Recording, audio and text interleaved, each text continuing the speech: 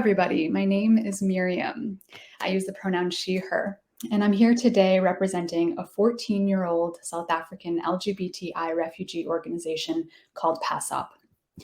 PASSOP's full-time staff are all members of the LGBTI refugee community, and I'm on its board of directors. I'm also a doctoral candidate in sociology.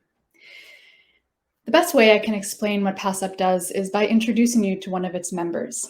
This is Billy. He grew up in Zimbabwe and is now 29 and lives in Cape Town.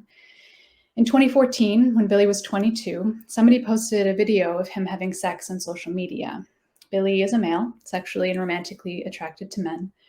In Zimbabwe, jails people found guilty of engaging in sodomy. Furthermore, Billy had witnessed members of his community torture those they demeaningly called Nomchani.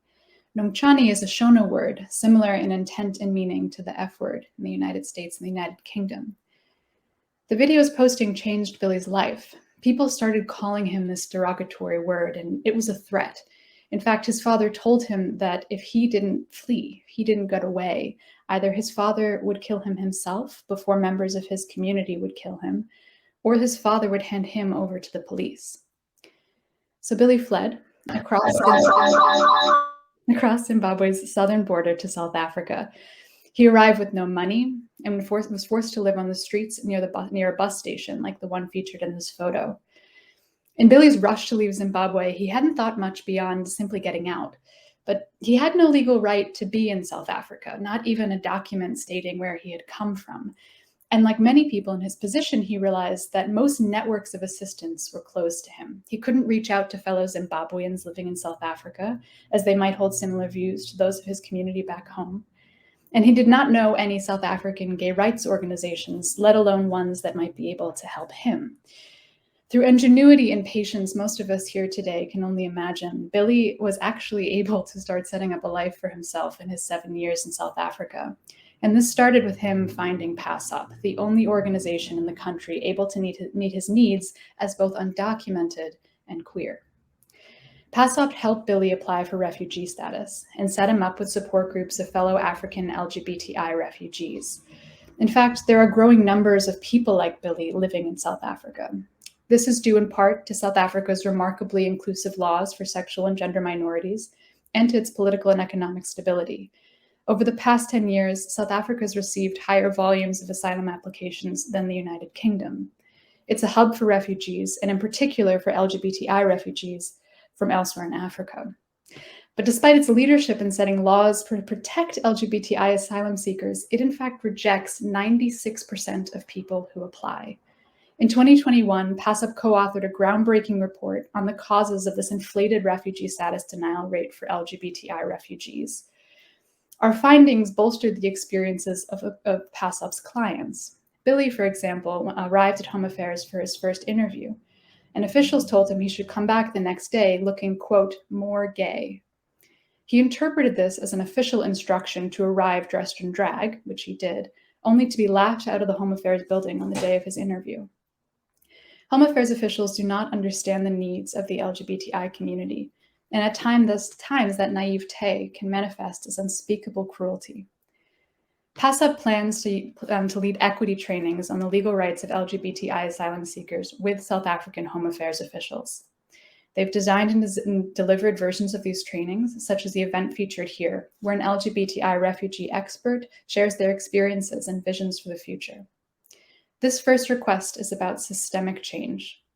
We want to improve how the system of refugee status adjudication works for members of PASSOP's community.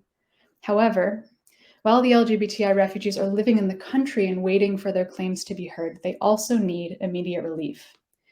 This next photo is of PASSOP's most recent program to provide care packages to LGBTI refugees living across Cape Town during the early COVID lockdowns. These care packages delivered food, toiletries, rent, and medical assistance to support 50 LGBTI refugees for a month. LGBTI refugees live together in small collectives or chosen families, so each care package housed and fed approximately 3 to 5 people. Today, we're hoping to raise £20,000, where we would allocate 10,000 of those pounds to systemic change and 10,000 of those pounds to immediate relief. Care packages, for example, cost an average of £270. That means for £270, you can support 3 to 5 LGBTI refugees in their chosen family for 1 month. £570, you can support that family for 2 months. For a little more than £1,000, you can support a family of 3 for 3 months. And if we do this for up to £10,000, you can support a safe home for an entire queer African village for 3 months. Next, sensitivity trainings for 5 to 10 Home Affairs officials cost roughly £1,000. We plan 10 equity work trainings to reach up to 100 state officials. This could mean that for £1,000, you can support an expert from PASSOP talking to a Home Affairs official about the way Billy was treated, and you can help ensure that nobody ever talks to a person like Billy like that again. And speaking of Billy, he sends us greetings. With PASSOP's support, he's doing well. In fact, PASSOP hired him to work at their front desk. He's now able to support not only himself, but also to provide housing and food to others in his chosen family. By day, Billy advocates for others, and by night, he provides food and shelter to fellow LGBTI refugees. Billy represents the kind of people that PASSOP works to support, the same kind of people that work at PASSOP. To support PASSOP is to support a loving, queer African village. And on behalf of Billy and PASSOP, I welcome you to that village.